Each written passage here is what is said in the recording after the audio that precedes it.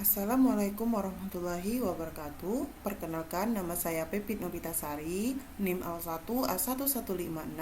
Saya kelas dari S001 Fakultas Pertanian Universitas Jambi.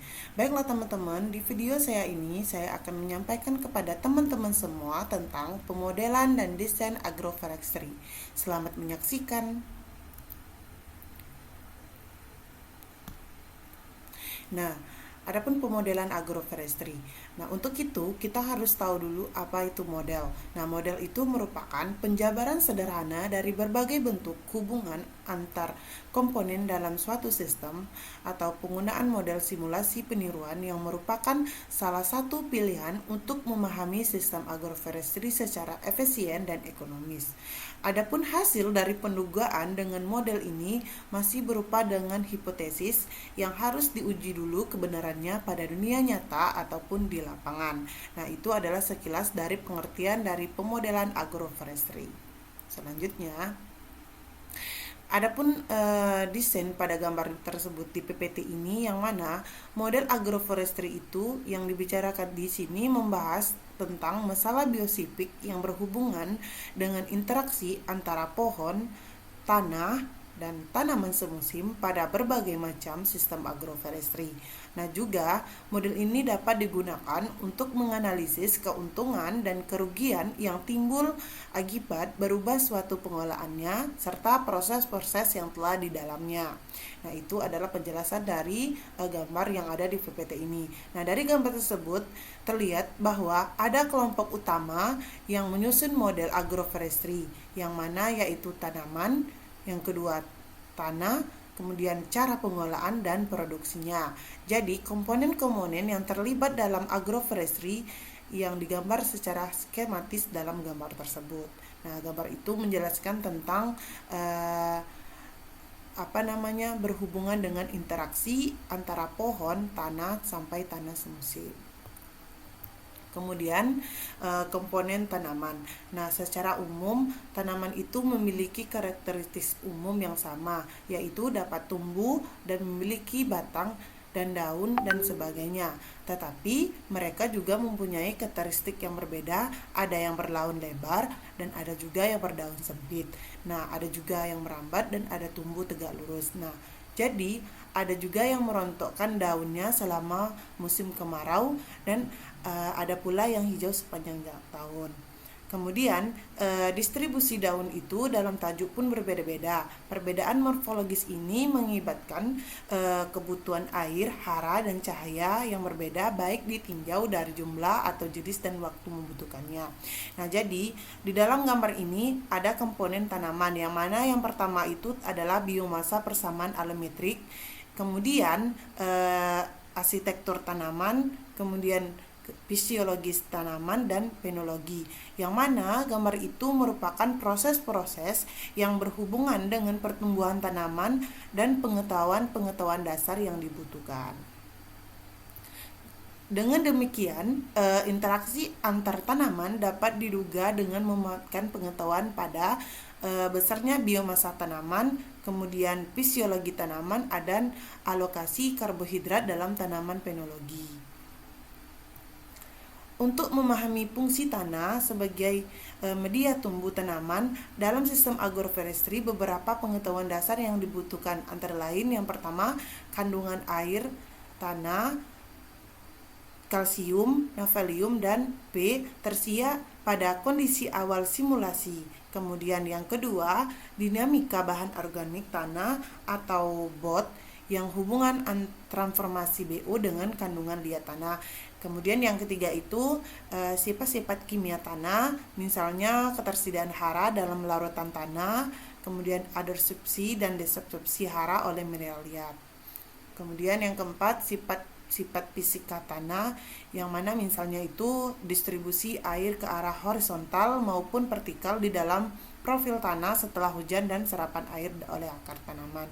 Itu merupakan fungsi tanah sebagai media tumbuh tanaman.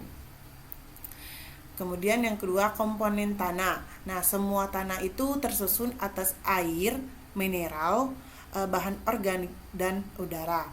Yang membedakan suatu tanah dengan tanah yang lain itu adalah jumlah dan komposisi keempat penyusun tersebut, yang mana letak di dalam profil tanah itu juga berbeda. Nah, adapun komponen tanah yang pada gambar di tersebut, yang mana yang pertama itu adalah kondisi awal air, yang mana kalsium, nafalium, dan V. Kemudian dinamika bot. Kemudian yang ketiga itu sifat kimia tanah, yang keempat itu sifat fisika tanah. Yang mana gambar itu menjelaskan tentang proses-proses yang berhubungan dengan peran tanah sebagai media tumbuh tanaman dan pengetahuan-pengetahuan dasar yang dibutuhkan. Itu adalah komponen tanah. Cara pengelolaan.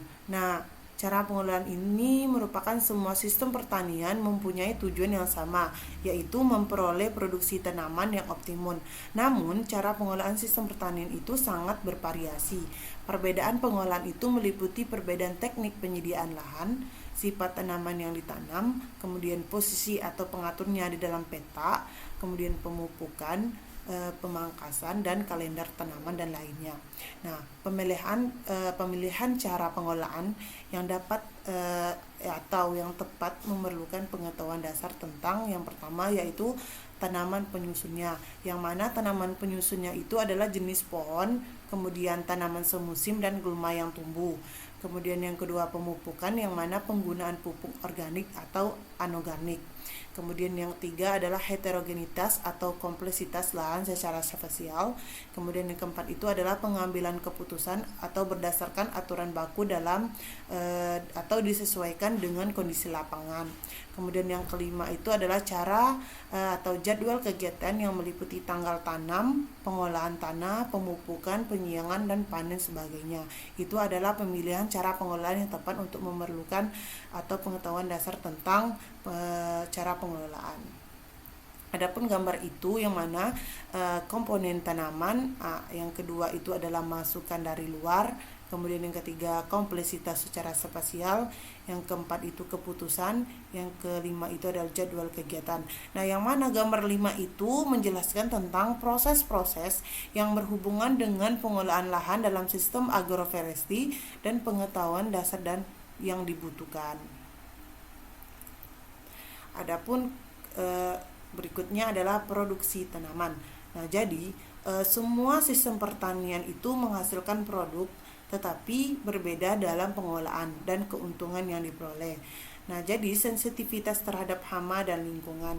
Untuk memahami hal ini, kita itu perlu mengetahui dasar tentang kepekaan terhadap variabilitas iklim dan hama, kemudian kepekaan terhadap fluktuasi harga, kemudian macam produknya, dan kemudian dampak lingkungan seperti aliran air dan hara dalam tanah itu, dan juga emisi gas rumah kaca dan cadangan karbon, dan kemudian itu adalah ketersediaan modal dan tenaga kerja untuk melaksanakan keputusan yang diambil dalam produksi tanaman tersebut.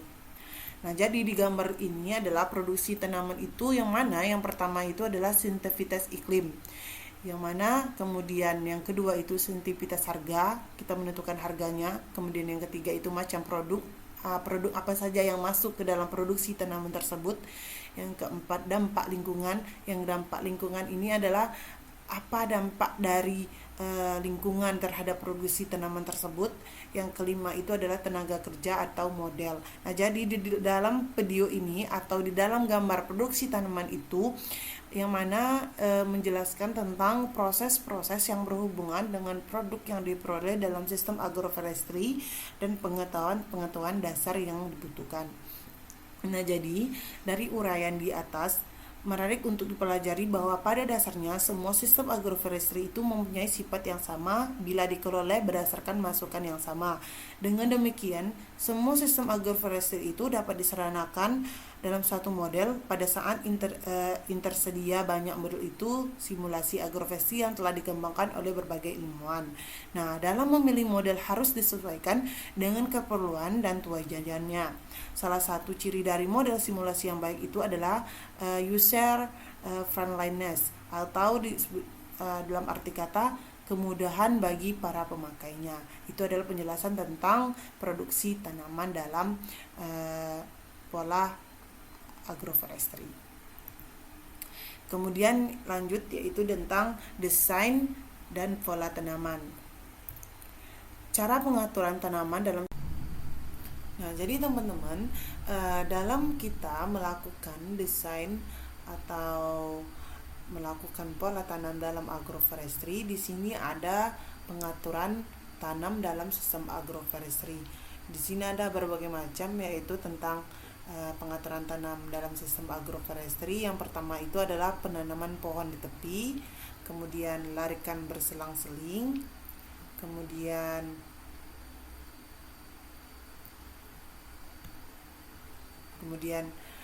ada juga jalur berselang-seling dan campuran acak. Nah, di sini adalah contoh desain penanaman pohon di tepi. Kemudian di sini ada contoh larikan pohon berselang-seling. Di sini ada di dalam PPT ini. Kemudian di sini juga ada jalur berselang-seling dan di sini juga ada campuran acak. Teman-teman, jalur berselang-seling sama larikan berselang-seling itu beda ya teman-teman, ada bedanya. Kemudian di sini juga ada berdasarkan pengaturan komponennya itu ada pengaturan ruang atau spasial. Di sini ada trees along border, di sini juga ada alternate round, di sini juga ada alternate tree alley atau cropping, dan di sini juga ada random mixture. Nah, ini adalah contoh desain pola tanam dalam agroforestry. Sekian, terima kasih. Lebih dan kurangnya saya mohon maaf. Wabillahi taufiq wal hidayah. Wassalamualaikum warahmatullahi wabarakatuh. Terima kasih.